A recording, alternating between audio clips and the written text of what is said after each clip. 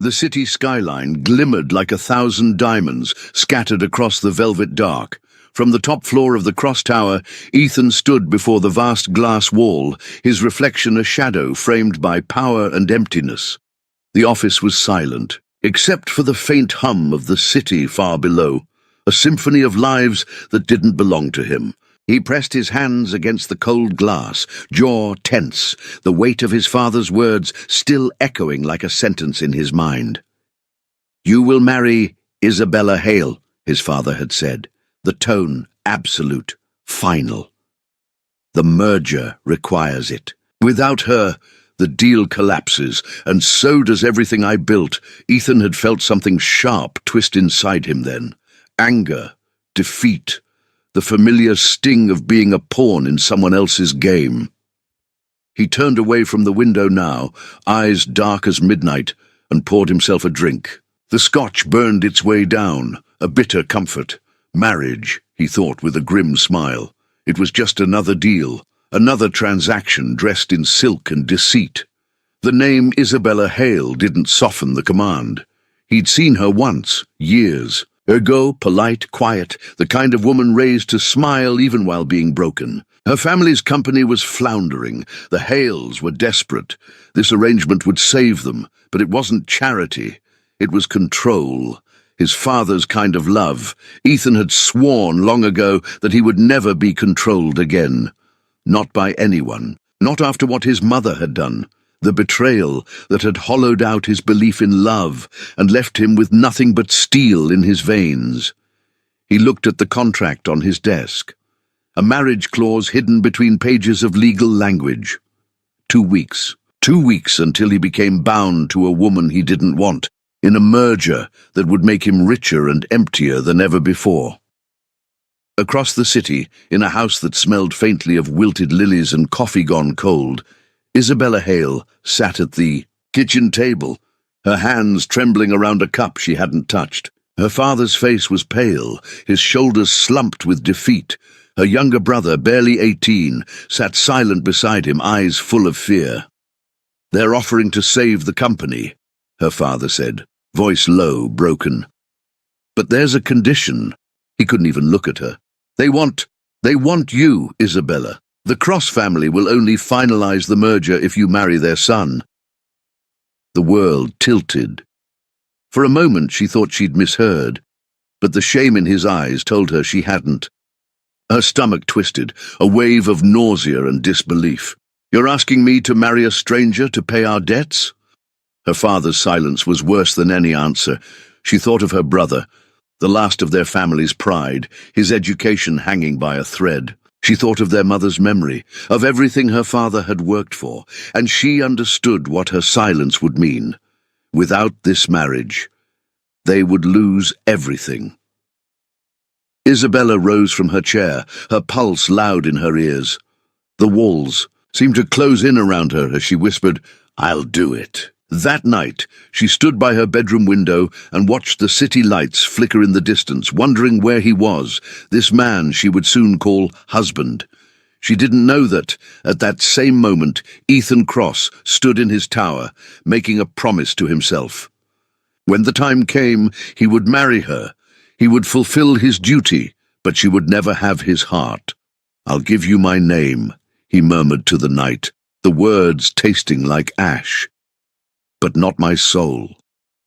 And somewhere across the city, Isabella. Hale pressed a trembling hand to her chest, feeling the faint echo of a bond neither of them had chosen, but both were destined to change forever. The day of their meeting arrived wrapped in storm clouds that hung heavy over the city skyline. The air smelled of rain and tension as Isabella stepped out of the car, her heels clicking softly against the marble floor of Cross Tower. She had spent all morning convincing herself to be calm, to breathe, to remember that she was doing this for her family. But when she entered the sleek glass lobby with its cold silver walls and sharp edges, her heart began to hammer like a trapped bird.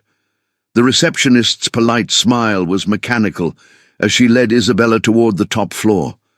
The elevator doors slid open with a hiss, revealing a space so modern and impersonal it almost looked sterile. And there he was, Ethan Cross, the man she was going to marry. He stood behind a massive desk, his back turned to her, hands clasped behind him as he looked out over the city like a king surveying his empire.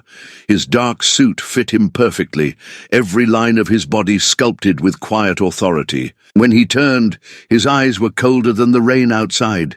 "You're late," he said without greeting, his voice low and smooth like a blade against silk. She swallowed the lump in her throat. "I came as soon as I was called, Mr. Cross." He studied her. For a long moment, his gaze travelling from the simple blue dress she wore to the nervous way she twisted her fingers together. He expected glamour submission, anything that screamed desperation. Instead, he found dignity and a kind of fragile strength. He didn't like it. It made her harder to control. "So you're the sacrifice," he said finally. The words hit her like a slap. "If you mean the person who's here to fulfill her father's end of a contract, then yes," she said softly, her voice steady. Despite the tremor inside her, a flicker of surprise crossed his eyes, but it vanished as quickly as it came. He walked closer, until he was standing just a breath away, the scent of his cologne mixed with the rain that clung to his jacket, creating an electric tension between them. "Let's be clear," he said, his voice sharp as glass. "This marriage means nothing. It's business. You'll have my name, my house, my protection, but you will never have my heart." Her chest tightened, but she refused to. "Look away. I never asked for your heart, Mr. Cross." For the first time he seemed caught off guard by her calm reply. He was used to people flinching under his words, not standing firm against them. "Good," he said with a cold smile. "That makes two of us." He turned away, dismissing her as if she were a file he had already signed and forgotten. But before she left his office, she said something that made him stop in his tracks. "You may not want this marriage any more than I do," she said quietly. "But don't mistake my silence for weakness. I'm not here to beg for your love or your mercy. I'm here because I have no choice. But that doesn't mean I'll let you break me." The elevator doors closed behind her, leaving him standing there with her words echoing in his mind. He poured himself another drink, but his hand trembled slightly as he lifted it to his lips. Outside, thunder cracked, and rain began to fall against the glass walls. The storm had finally broken, just like the fragile. Peace between two people who were about to step into a marriage built on power lies and a secret neither of them yet understood. And far below, in the dark reflection of the city, one truth waited like lightning ready to strike, the deal that began. In duty was about to awaken something far more dangerous than either of them had planned for. The wedding came faster than either of them expected, and slower than either could bear. The newspapers called it the merger of the century, while the people who mattered most to them knew it was a cage being locked from the inside. The grand cathedral glittered under chandeliers, but the air felt heavy, as if it carried the weight of secrets waiting to be born. Ethan stood at the altar in a black suit, perfectly tailored, his face unreadable. Every flash from the cameras below made him feel like an exhibit, not a groom. The vows were only minutes away, and still his mind screamed that this was wrong. Then the doors opened, and Isabella appeared. The world seemed to still as she walked down the aisle in a gown that shimmered like water. Her eyes didn't hide her fear, but they didn't hide her courage either. She wasn't smiling, she wasn't pretending. She looked like someone walking toward her fate. With her head high, for a second, Ethan forgot to breathe. He didn't want to notice the way her presence changed the air, or the way her silence spoke louder than the whispers from the guests. But when she reached him and met his gaze, he saw something that unsettled him more than he'd admit. It wasn't obedience, it was defiance. "Do you take this woman?" the priest asked. Ethan's voice was even. "Yes, I do, and you, Miss Hale, do you take this man?" She hesitated only long enough for a collective breath to hang in the air before she answered softly, "I do." The words felt like surrender. But somewhere deep inside her, a small spark refused to die. It whispered that even cages have locks that can be broken. When the ceremony ended, the applause sounded hollow. Ethan offered his arm with mechanical grace, and she took it with trembling strength together. They walked down the aisle through a forest of cameras and curious eyes, both pretending to be proud, while something darker brewed beneath the surface. The reception at the Cross Mansion was a portrait of perfection. Musicians played. Softly waiters glided through the crowd, and expensive laughter filled the air. Yet in the midst of it all, the new bride and groom stood like two statues bound by gold. Ethan spoke little. His smile was a weapon, polite, sharp, and empty. Isabella moved. Among the guests with practiced grace, every word she said rehearsed to keep peace between two powerful families. It wasn't until the crowd began to thin that the first real crack appeared. She had stepped outside for air, her fingers tracing the cool marble railing when she heard Ethan's voice behind her, low and bitter. "I hope you're enjoying the show." Mrs. Cross. She turned to face him. The title felt strange on her tongue, but his tone stung more. "Why say that when you're part of it?" she said quietly. "Because at least I know it's a lie." He answered, his eyes dark with resentment. "Do you really think this farce makes you one of us? You may have the name, but you'll never have the place." Her heart twisted, but she didn't let the tears fall. "You think I wanted this?" she asked, her voice trembling. "I lost everything the moment I said yes. Then why say it?" He snapped. "Because unlike you, I couldn't watch the people I love lose everything just to save my pride," she said. Her voice cracked, but her eyes stayed locked on his. "I gave up my future for theirs. What did you give up?" Ethan Cross for a moment. There was silence, nothing but the wind between them. His jaw tightened, but no words came out, because for the first time her question cut deeper than she knew. Before he could answer, a man stepped out from the shadows near the garden entrance. One of the Hale employees who had been dismissed weeks before. His expression was nervous, his eyes darting toward Isabella. "Miss Hale, I mean, Mrs. Cross," he corrected himself quickly. "I need to speak with you. It's about your family." Ethan's entire body tensed. He moved closer, his voice low and dangerous. "Speak carefully." The man swallowed hard. "They told me not to come, but I couldn't stay." "And quiet. There's something you don't know about the merger, something your father hid." The night air turned colder. The music from inside grew distant and hollow. Isabella's heart pounded as she whispered, "What do you mean?" The man hesitated, glancing nervously at Ethan. "It's not just about the company," he said. "It's about why they chose you." And before he could say another word, a sharp sound cracked through the night like thunder. The man's body jerked once, then collapsed to the marble floor. Blood darkened his shirt. Isabella screamed. Ethan pulled her into his arms, instinctively shielding her, as security rushed in. The crowd erupted inside the mansion, unaware that their perfect celebration had just turned into a nightmare. The shooter was gone. The body lay still, and in that moment Ethan realized their marriage wasn't just a business arrangement anymore. It was a target in a war. Neither of them understood yet. Rain poured down over the Cross Mansion that night, washing away the laughter that had once echoed through its halls. The police lights flashed against the marble walls, blue and red, like warning signs from fate. Isabella sat wrapped in a blanket. Her dress ruined her eyes, blank as she stared at the raindrops racing. Down the window, Ethan stood a few feet away, talking to detectives, his jaw tight, his expression unreadable, but beneath the surface he was fighting a storm far greater than the one outside. The security footage showed nothing.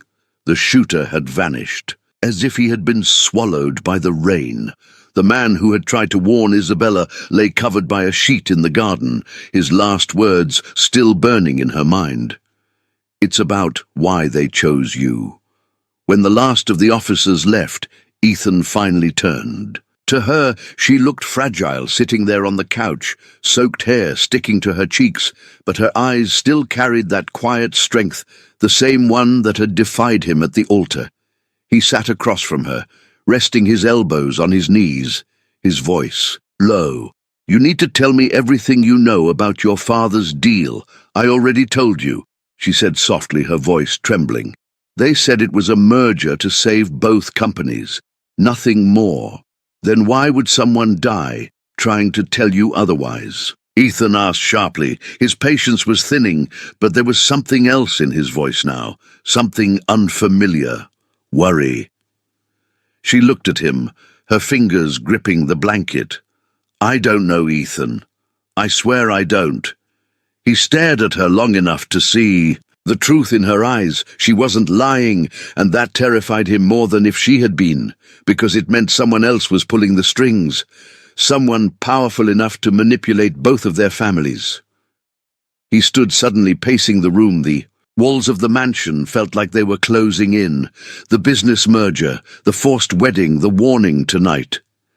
It all fit too perfectly to be coincidence. Isabella's voice broke through his thoughts. What if the deal was never about money? What if it was about control? He froze, his mind spinning with memories of late-night calls, his father's hushed arguments with board members, the secrecy surrounding the contract. He turned back to her, and for the first time she saw fear in his eyes. "There's something my father didn't tell me," he said slowly. "Someone else was involved in this deal, someone who wanted it signed at any cost." "Who?" she asked, barely whispering. He hesitated, then said a name that made her blood run cold. "Your mother, Isabella's." Heart stopped. The name felt like a ghost rising from a grave. "My mother died years ago," she said, her voice breaking. Ethan shook his head. "Not according to the files I saw. She owned hidden shares in your company and transferred them before her disappearance. Those shares were the leverage that started this entire merger." Isabella's world tilted. She remembered nights when her mother would whisper about danger, about debts that weren't just financial. Tears filled her eyes as the pieces began to fall. "Together you think she made this deal before she died?" "I think she made a promise," Ethan said grimly, "and someone intends to collect on it." A sudden crash of thunder shook the windows. Isabella flinched. Ethan crossed the room, and for the first time, he placed a hand on her shoulder. The touch wasn't cold this time, it was grounding. "You're not safe here," he said quietly. "Pack a bag, we're leaving." She looked up at him, disbelief and fear colliding. "You mean leave the mansion?" "Yes," he said, his jaw set. "Whoever fired that shot tonight wasn't aiming to scare us. They wanted to silence her, and they'll come back. Where will we go?" She whispered. "Somewhere they can't find us," he said. "Somewhere I can figure out who's trying to destroy us both." For a moment their eyes met, and something unspoken passed between them, a fragile trust forming in the ruins of everything they thought they knew. The man who once vowed never to love her now found himself willing to protect her with his life outside. The storm raged, but inside the walls of the Cross Mansion another storm had already begun. The marriage that started as a contract was becoming a battleground, and neither of them realized that the truth waiting at the end of it would change everything. They believed about love, loyalty, and family forever. The following night, the Cross Mansion stood empty and silent, its windows dark, its halls echoing with the ghosts of what had been lost. A police cordon still wrapped around the entrance, but Ethan and Isabella were long gone, hidden deep in the forest. They stopped at a small, safe house once owned by one of Ethan's most loyal employees. The power flickered, the air thick with tension. They hadn't slept since the shooting. Ethan cleaned the wound on his arm, silently, while Isabella sat across. From him, her thoughts tangled between fear and guilt. The rain tapped gently on the window, but every sound made her flinch. The night before had replayed in her mind again and again, the face of the man who died trying to warn her the truth her mother had revealed, and the sight of Ethan's father falling to the ground. Finally she broke the silence. "Ethan, what if this doesn't end? What if we keep running until there's nowhere left?" He looked up, his eyes dark but steady. Then we stop running. We fight, she frowned. Fight how they have money, power, everything. He leaned forward, gripping her hand. They don't have us. He hesitated, then added, they don't have what's in your blood. Her eyes widened. What are you saying? He glanced toward the small case resting on the table, the same one his father had guarded before his death. The lock had been broken in their escape, revealing stacks of files, medical research, and confidential agreements. My father and your mother weren't just business partners, he said slowly. They were part of something else. The Genesis project wasn't only about power, it was about creation. They used our families to build a legacy that could manipulate life itself. Her heart thudded in her chest. What do you mean, manipulate life?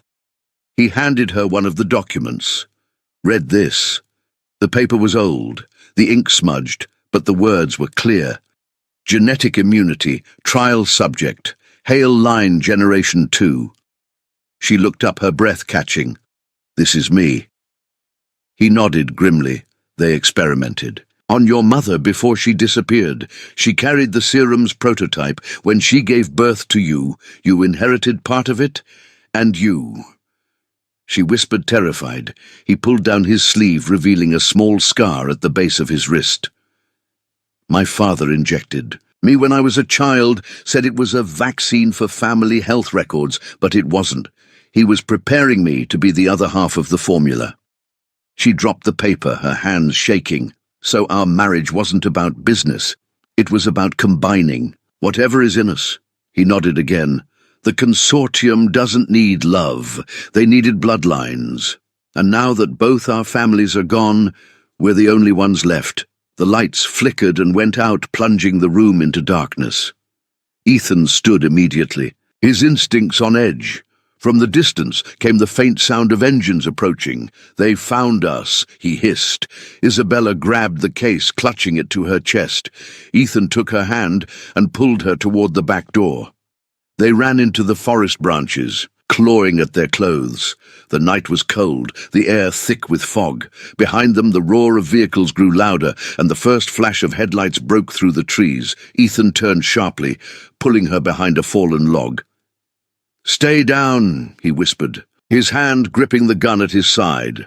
Two men in dark suits emerged from the fog, weapons raised. One spoke into his radio. Targets confirmed. They have the files before he could move. Ethan fired. The first man fell, the second ducked behind a tree. Returning fire bullets tore through the air, splintering wood. Isabella cried out as one grazed her arm. Ethan grabbed her, pulling her into cover. You're hurt, he said. I'm fine, she gasped, clutching the wound. Just get us out of here. He looked around, spotting a narrow trail leading down to the river. If we follow that, it'll take us to the old railway tunnel, he said. They won't expect us to go underground. They sprinted through the trees, their breath sharp against the cold. The sounds of pursuit followed them, but faded as they slipped into the dark tunnel.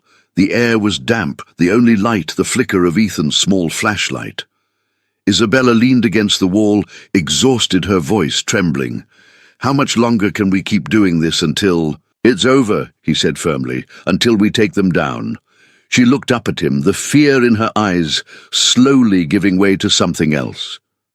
Determination. The girl who once agreed to marry for her family's survival was gone. In her place stood a woman ready to fight for truth. Ethan met her gaze, his voice softer now. Whatever happens next, we do it together. Outside, thunder rolled again, and somewhere in the distance, the consortium prepared for the final hunt, unaware that the two people they had tried to control were now the greatest threat to their empire. The cabin was hidden deep within the mountains, far from the noise of the city and the reach of power that had once defined Ethan's life. The storm had passed, but the silence that followed was heavy, the kind that carried secrets in its stillness. Isabella sat by the fire, wrapped in a blanket, her hands clutching a mug she wasn't drinking. Her eyes flicked toward the window every few minutes, as though expecting danger to appear out. Of the dark, Ethan moved quietly through the small space, scanning the perimeter again. His instincts were sharp from years in business, where betrayal was common, but now the stakes were different. This wasn't about profits or contracts anymore. This was survival. They had been hiding for 3 days since the shooting. Each morning brought new fear and new questions. The only thing they were sure of was that someone powerful was still watching them. Isabella finally spoke, breaking the long silence. "Do you think your father knows where we are? If he does, he hasn't sent anyone," he said, staring into the fire. "But someone else might be looking. Whoever arranged that deal, whoever killed that man, they're not finished." She nodded, her gaze fixed on the flames. "There's something else I haven't told you. When I was little, I overheard my mother arguing with someone late at night. She kept saying the word collateral. I thought she meant money, but now I'm not so sure." Ethan turned sharply. "Collateral," he repeated. The word landed like a curse in the small room. She nodded slowly. "I remember her crying, saying she didn't want to sacrifice her daughter for another family's greed." His heart dropped. "You think she meant you?" Before she could answer, the sound of tires crunching on gravel sliced through the quiet. They froze. Ethan grabbed the small pistol he had taken from his father's study and motioned for her to stay low. The headlights stopped outside, and the sound of a car door echoed. Through the night, a figure appeared in the doorway framed by the dim light of the porch. A woman stepped in, her hair streaked with grey, her posture straight, her eyes sharp. Ethan raised the gun. "Who are you?" The woman smiled faintly, lowering her hood. "You won't shoot me, Ethan Cross. I'm the reason you were born." His hand trembled. "What did you say?" She stepped forward and looked directly at Isabella. The firelight caught her face, revealing something both familiar and terrifying. Isabella's cup slipped from her hand as she whispered, "Mother." The world tilted. Ethan's grip on the gun faltered. Isabella's breath came in shallow gasps. The woman they had both believed to be dead was standing alive and composed in front of them. "You should have stayed hidden," Isabella, the woman said calmly. "You've ruined years of planning." Ethan's voice was a growl. "Planning for what?"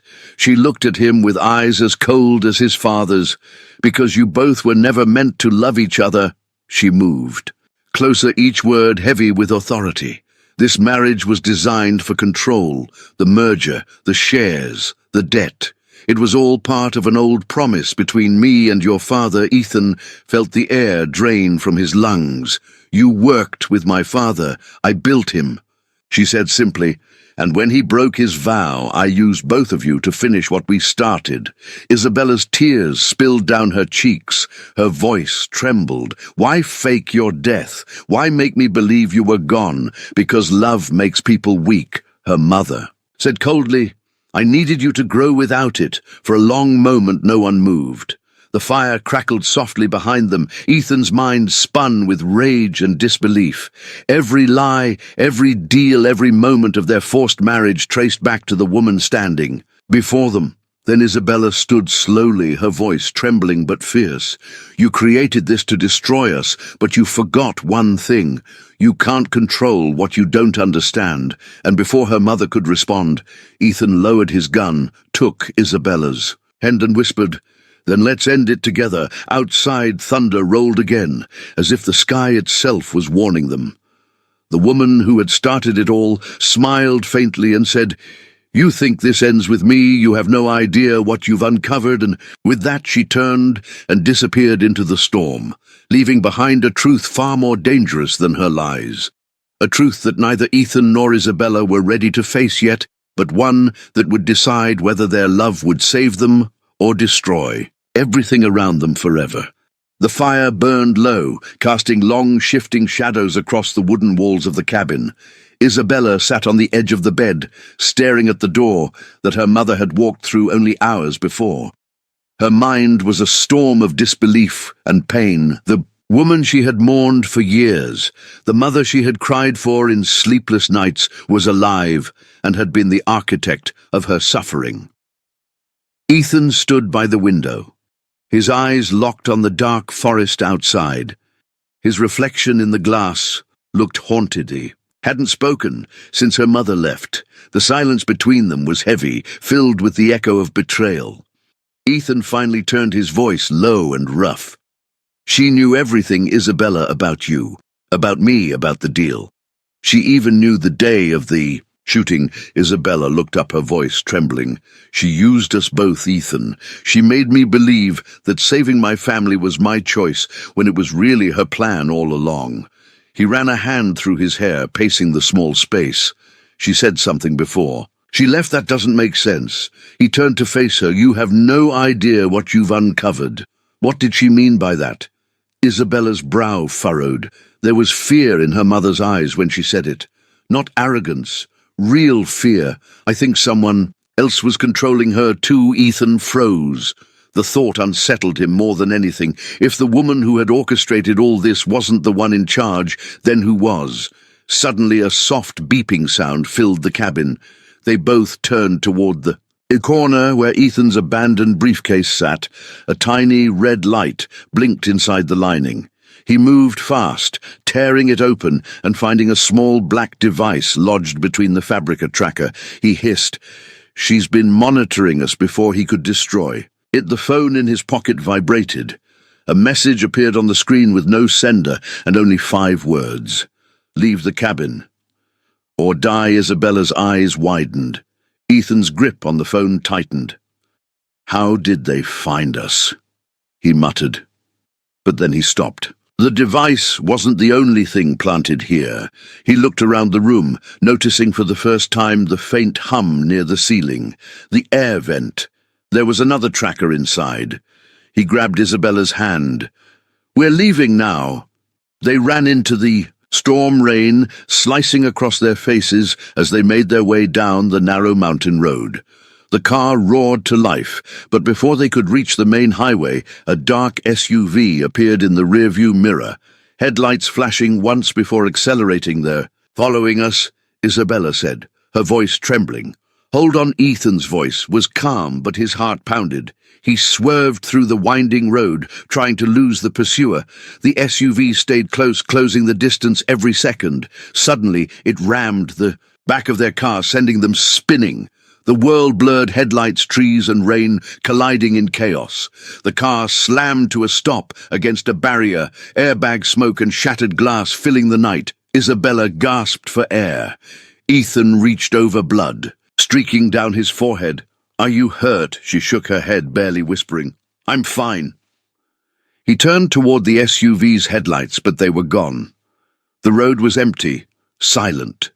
Then a shadow moved near the tree line. A man stepped forward, his suit soaked, and from the rain, his face half hidden by darkness, but his voice was familiar, deep and cold. "You should have listened." Ethan recognition hit him like lightning. "Father." The man's expression was unreadable as he approached. "I warned you not to question the arrangement. Now you've endangered everything our family built." Isabella's breath caught. She looked between them, her voice shaking. "You were working with my mother." His eyes flicked toward her briefly. "I was working for something greater than either of you," he said, "and you've both become liabilities." Ethan stood between them, anger cutting through the pain. "What are you talking about?" His father's voice was steady. "The marriage was never about saving companies. It was about protecting. An old agreement, a promise tied to power that neither of you were supposed to understand." He pulled a gun from his coat, the barrel gleaming under the rain. Isabella froze. Ethan stepped forward, blocking her. "You'll have to go through me." His father smiled sadly. "I was hoping you'd say that lightning split the sky. The sound of the gunshot drowned in the thunder. A scream tore through the rain, and the night swallowed it whole. When silence returned, only one truth remained. The war had finally reached its breaking point, and one of them wasn't getting out of the mountains alive. The sound of the gunshot echoed through the valley, and then everything went silent. The rain had stopped, the world frozen in a single, terrifying moment. Isabella's Hands trembled as she turned toward the sound. Ethan's father lay on the ground, motionless, the gun still smoking near his hand. Ethan stood over him, blood on his sleeve, his chest heaving. He dropped the weapon, his voice raw. "I didn't mean to it." Was him or us? Isabella ran to him, kneeling beside the man who moments ago had tried to kill them. There was no pulse. Ethan's father was dead. Her mind spun in disbelief, not because he was gone, but because she saw something she never expected: fear. In Ethan's eyes, he looked at her, his voice breaking. "I warned him. I didn't want to become like him." She reached out, touching his face gently. "You didn't kill him out of hate. You saved us." He shook his head, but before he could speak, a light flashed. From the woods, a single red dot moved across the trees, then vanished. Someone else was watching. They weren't alone. Ethan grabbed her hand and pulled her toward the car. The engine sputtered but roared to life. The mountain road wound like a snake. Through the mist, Isabella kept looking back, expecting shadows to follow every turn. Every sound of gravel, every rustle of wind made her heart race. When they finally reached the highway, Ethan slowed only when he was sure they weren't being followed. He pulled over, his knuckles white on the steering wheel. The silence between them grew heavier until she finally whispered, "What happens now?" He stared straight ahead. The world outside was waking to dawn, but to him it looked like the end of everything. "My father's dead. My mother's legacy is gone. And the people who started this still want us gone." Isabella turned to him, her voice trembling. "What if the person your father was afraid of wasn't my mother? What if it was someone else manipulating?" Both of them, Ethan's head turned sharply. "Go on. Before my mother disappeared, she used to talk about a group controlling major families across the city, people who used mergers and marriages as ways to move money and power. She said she wanted out. But they wouldn't let her." He looked at her, his eyes narrowing. "You think they're still operating?" She nodded quietly. "And I think they're the ones who shot that man at our wedding and who put that tracker in your case. They used our families. To build something darker." Ethan exhaled slowly. "We need proof." He reached into his jacket, pulling out a small flash drive, blood smeared on its surface. "It fell from my father's pocket before he died. If he was hiding something, it's in here." They drove to a small motel outside the city. Ethan connected the flash drive to his laptop. A folder opened, filled with encrypted files, but one video loaded automatically. It was grainy, filmed in a private boardroom. Ethan's father sat beside Isabella's. Mother across from them sat three figures. Their faces hidden, a distorted voice filled the room. "The next generation must marry or the balance collapses. If either refuses, they will be removed." The woman nodded silently. The man beside her agreed. Ethan froze, removed. That word echoed like thunder. His father and her mother had sealed their children's fate, not as heirs, but as pawns in a decades-old conspiracy. The video ended, leaving only static. Isabella covered her mouth, her whole body shaking. "Removed means killed, doesn't it?" He looked at her, jaw set. "Yes, and they failed twice already, which means they're coming again." A knock came at the motel door, 3 slow taps that made the air go still. Ethan grabbed the gun from the nightstand. Motioning her to stay behind him, he opened the door just enough to see a man in a black coat, his face hidden by the hood. "You don't know me," the man said quickly, "but if you want to live, come with me now. They found you." Before Ethan could speak, the window shattered, a single bullet tearing through the curtains. The stranger pulled them both down, yelling, "Move now, or it's over." Ethan looked at Isabella, her hand gripping his tightly. The fear in her eyes was real, but so was the fire. This time, they weren't just running for their lives. They were running to expose the truth that had destroyed generations as they fled into the night. The first light of dawn crept over the horizon. It wasn't a sunrise. It was a warning. The war that began with a forced marriage was about to ignite into something far deadlier, and the truth waiting ahead would break everything they thought they knew about love, loyalty, and blood. The car sped down the deserted highway, its headlights slicing through the fog. Like blades, Ethan's jaw was clenched, his eyes fixed on the road ahead, while the stranger in the back seat spoke quickly, barely looking up. "The organization you're running from is older than both of your families," he said. "They control the city's biggest corporations, banks, and even politicians. The marriage clause was never about money. It was about bloodline control. The Cross and Hale families were chosen. Because of a genetic key." Isabella turned to him, confusion and fear in her voice. "A genetic key? What does that even mean?" The man met her eyes through the mirror. "Your mother and Ethan's father carried a rare genetic code tied to a medical project. They funded decades ago. You two together complete it.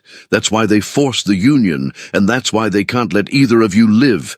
Now that the truth is out, Ethan's grip on the steering wheel tightened." "What kind of project?" The man's tone dropped lower. "Project Genesis," he said. "It was designed to create biological immunity for a new generation of elite heirs. They used your parents as the foundation, and when it failed, they decided to start again with you two." The silence that followed was suffocating.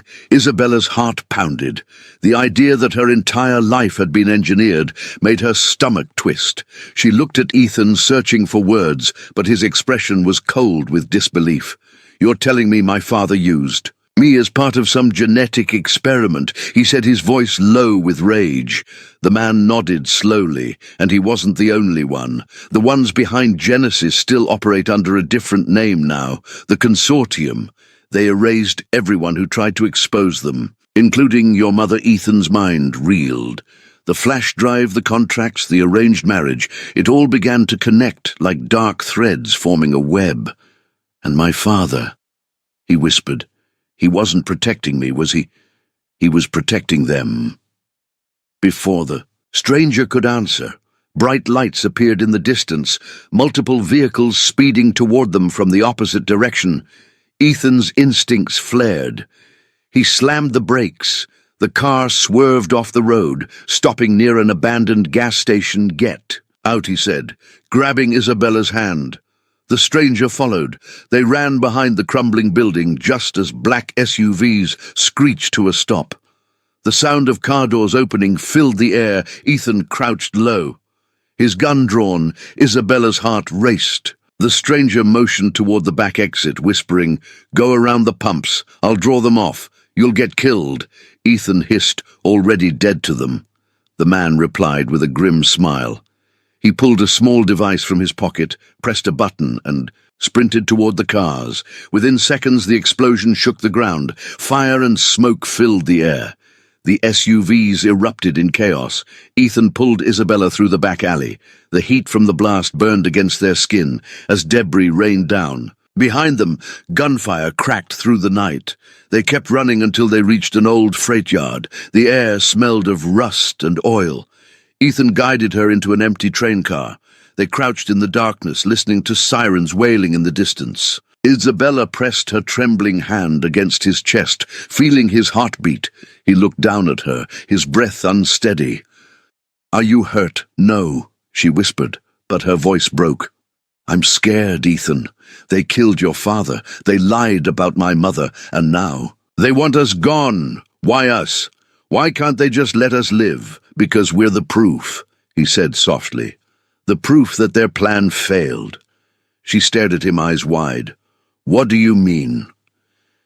He looked out at the distant lights of the city.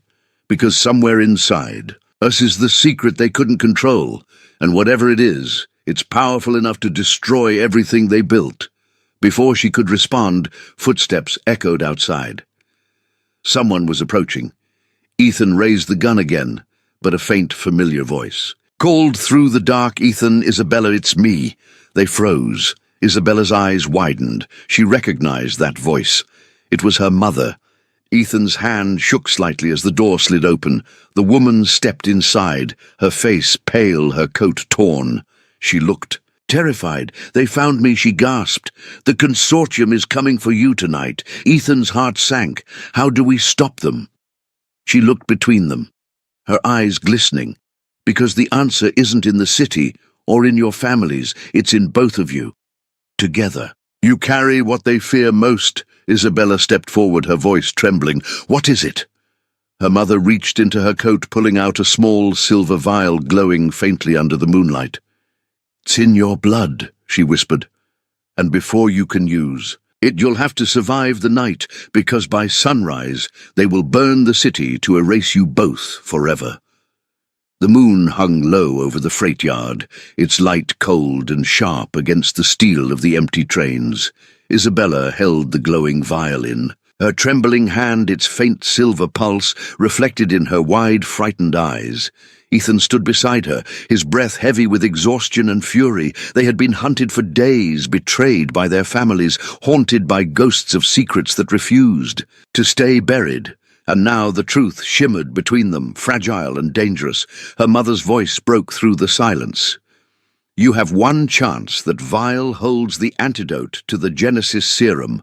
The consortium wants it, because it can undo everything they've built. If they get it, they'll control life itself.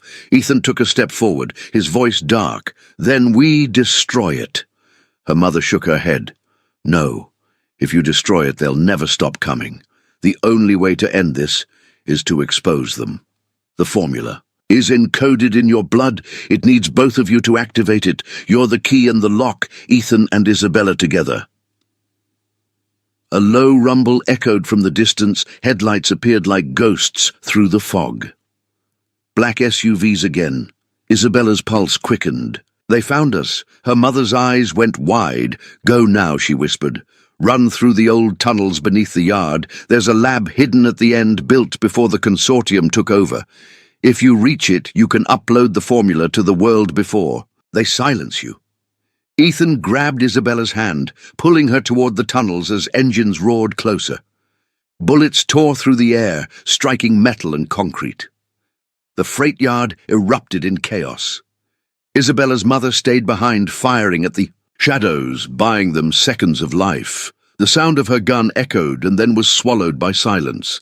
They ran through the tunnels, their footsteps echoing on the damp concrete. The vial glowed brighter, as if it sensed their desperation. The air smelled of rust and fear, but neither of them slowed. When they reached the hidden lab, it looked like something forgotten by time. Dust covering the consoles and machines still humming faintly. Ethan helped Isabella to the main terminal. She placed the vial into the small slot on the console.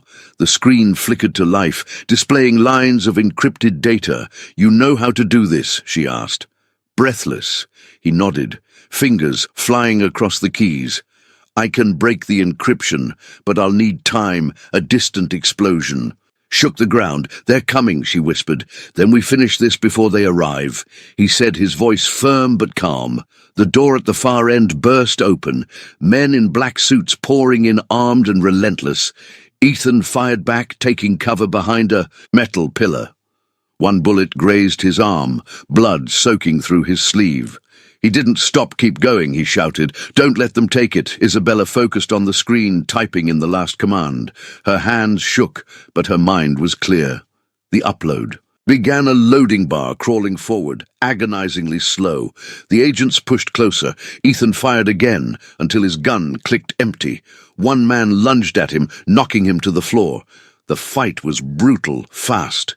Ethan managed to grab a fallen weapon and fire. Once more, dropping his attacker. The bar hit 90%. Another explosion rocked the walls. Dust and sparks rained from the ceiling. Ethan stumbled to Isabella's side, his voice hoarse. How much longer? 10 seconds, she whispered. He pulled her close, shielding her as bullets shattered glass and metal behind them. The final line appeared on the screen. Upload complete. The system beeped once. Then the data vanished, spreading through hidden servers across the world. It's done, she said, tears in her eyes. Ethan turned to face the men approaching, his voice cold. You lose. Before they could react, he pulled a small detonator from his pocket, pressing the button. The lab erupted in fire, a wave of light and sound swallowing everything. The blast tore through the tunnels, shaking the earth. When the smoke cleared, dawn was breaking over the city. A news drone hovered above the skyline, broadcasting the data leaks of the consortium to the world. Names, accounts, experiments exposed within hours. Governments froze. Assets arrests began across continents far. From the city on a quiet stretch of beach, a small boat drifted near the shore. Isabella sat wrapped in a blanket, her hair blowing softly in the sea breeze. Ethan stood beside her, his arm, bandaged his eyes on the horizon. They had escaped through an old maintenance shaft, moments before the explosion, the ocean taking them in its cold arms. "Do you think it's really over?" she asked, her voice quiet. Ethan looked out at the endless blue. For them, yes. For us, maybe not. But at least now the world knows the truth. She turned to him, searching his face. "You lost your father, your company, your life because of me." He shook his head. "No, because of them. And I'd lose it all again if it meant finding you in the wreckage." Her eyes filled with tears. He reached for her hand, their fingers intertwining. The sun broke over the horizon, spilling light across the water. "So what happens now?" she asked. He smiled faintly. "Now we start again. No lies, no. Names, no power, just us." The morning waves crashed softly against the shore, washing away the last traces of the past. They sat together in silence, the wind carrying away the ghosts of everything they had survived.